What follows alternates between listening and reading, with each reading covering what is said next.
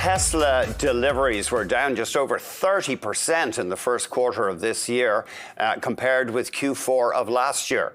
And that was lower than expected. Our guest thinks that Chinese deliveries were down even more sharply during the same period. However, he thinks this miss on deliveries wasn't a total surprise, and he's sticking with his buy rating on the stock. And the shares are still up more than 40% in the past 12 months. Let's hear now from Tom Narayan, lead global autos equity analyst at RBC Capital Markets. Tom, great to see you. Walk us through these Tesla numbers. You think the market had to some extent discounted this? Yeah, absolutely. I mean, Q1 was always going to be a very messy quarter. They said several weeks of planned shutdowns for the refresh of one of their key vehicles, the Model Y. We also think there was some demand delay because people are expecting this new affordable car that's going to come out in the second quarter of this year. So we think those things came into play because when we look at the U.S. data and strip it out, separate out Europe from China, the U.S. January, February, and March were actually very similar. So we think that if there was some demand destruction or something going on, it wouldn't be this linear type performance. So we think it has more to do with the demand delay and expectations of the new vehicles and the planned shutdowns that they did. I know this is more intangible, but you hear reports of Teslas being vandalized and European sales dropping because Europeans are allegedly ticked off at Elon Musk's commentary on European politics. Is that a real threat to the company's sales longer term? I mean, I'm an autos analyst, so I just look at the numbers. And what I would say is if this was any other car company, and we saw the data that came out, given the situation of planned shutdowns for a model refresh, that's a big event for any car company. Yes. And that was global. That happened in Europe and China as well, and the US. We would say, okay, we have to give these guys the pass.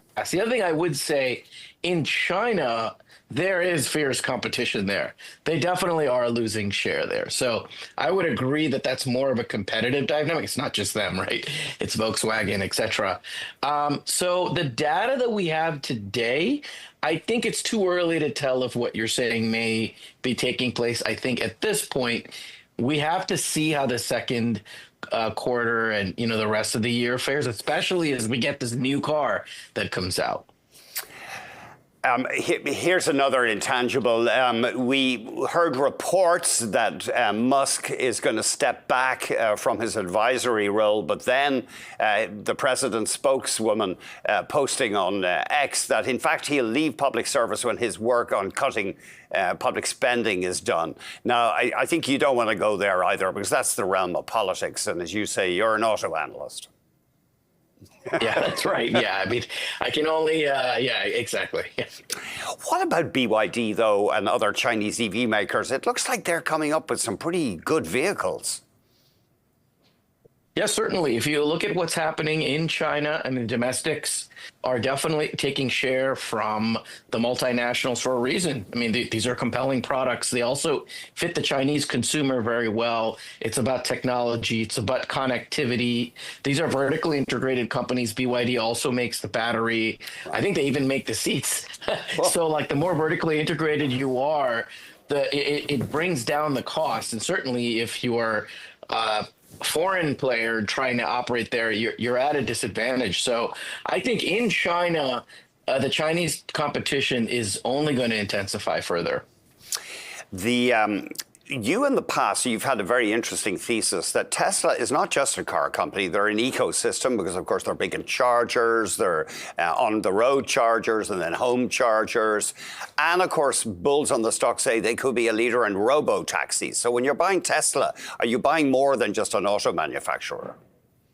Yeah, absolutely. Yeah, my valuation is only about 10% cars. Wow. It's about 50-60% robotaxi. It's about 15-20% FSD for private cars. So the vast majority of my valuation is not the box with wheels, so to speak. It's the robotaxi and it's the autonomy features, because now the car becomes not in a box with wheels, it becomes a software subscription model, right? Which it's much more profitable. It's recurring revenue stream. And we actually think it expands the pie that consumers are willing to pay for mobility. Now it's a bedroom with wheels. It's a office with wheels. It's just a much better value proposition for the consumer. And FSD, of course, full self-driving. And Tom, before we let you go, is Tesla a true leader in full self-driving? Is it up there among the top companies? Yeah, we believe so. It has the most miles on the road for a level 2+ offering. A level 2+ meaning you're in the driver's seat, but the car is doing most of the work. It does its own automatic lane changes, it does exits, etc. A lot of the other products out there don't do as much as what Tesla does. So we do consider it a leader. Tom, always great hearing from you. Thank you very much indeed. Yep. Tom Narayan is the lead global autos equity analyst.